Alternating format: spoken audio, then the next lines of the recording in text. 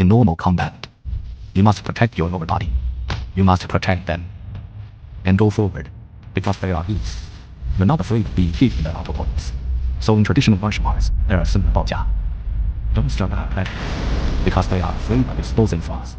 Shaolin Yehao, taichi, like shooting fire hands. Retreat instantly. I don't use it. What's the consequence of a hit?